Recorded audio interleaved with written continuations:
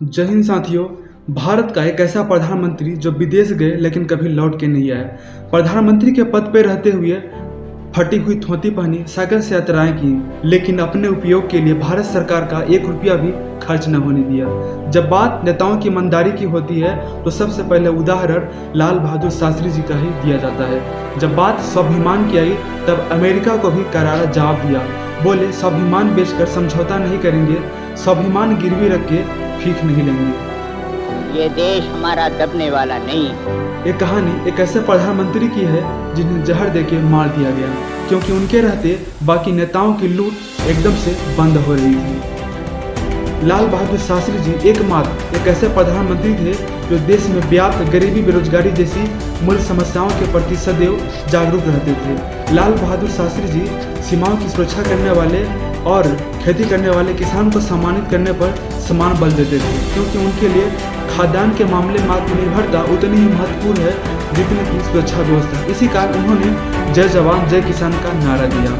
जय जवान जय किसान। उनका मानना था कि खेती करने वाला किसान भी हमारे सीमाओं की सुरक्षा करने वाले जवान की तरह ही सैनिक ही हैं। वर्ष 1965 में भारत पाकिस्तान युद्ध के दौरान लाल बहादुर शास्त्री जी की भूमिका बहुत ही महत्वपूर्ण थी। तो एक सरकार के नाते हमारा क्या जवाब हो सकता है सिवाय इसके कि हम हथियारों का जवाब हथियारों से दें। उन्होंने सेनाओं का मनोबल बढ़ाया, उन्होंने सेनाओं को खुली छूट दे दी। उन्होंने कहा कि पाकिस्तान को इस बार सबक सिखाना बहुत ज़रूरी है। पाकिस्तान अपनी हरकतों से बाज नहीं आता है, लेकिन इस बार उसे अच्छे से सबक सिखा देना बहुत ज़रूरी है। सेनाओं का मनोबल इतना बढ़ गया कि भारत की सेना लाहौर तक पहुंच गई थी। अगर यह युद्ध 10-15 दिन और चला होता तो पूरा का पूरा पाकिस्तान भारत के कब्जे में आ गया होता। पाकिस्तान बौखला गया, उसे लगा यदि हम इस युद्ध को नहीं रोकते हैं तो पूरा का पूरा पाकिस्तान भारत के कब्जे में चला जाएगा।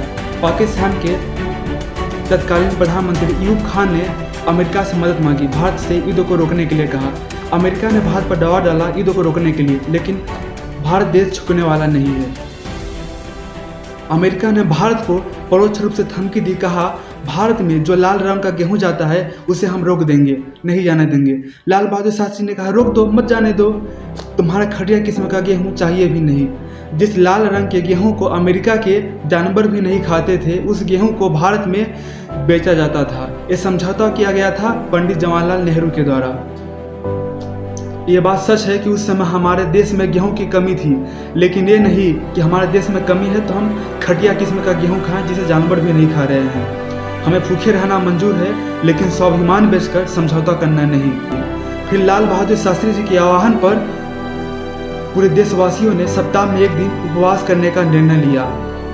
भारत के करोड़ों लोगों ने सोमवार को उपवास करना शुरू कर दिया, लेकिन कुछ भारत के नेता अमेरिका समर्थक बन जाते हैं और लाल बहादुर शास्त्री जी पर यह दबाव डालने लगते हैं कि यह पाकिस्तान के साथ एक समझौता करें।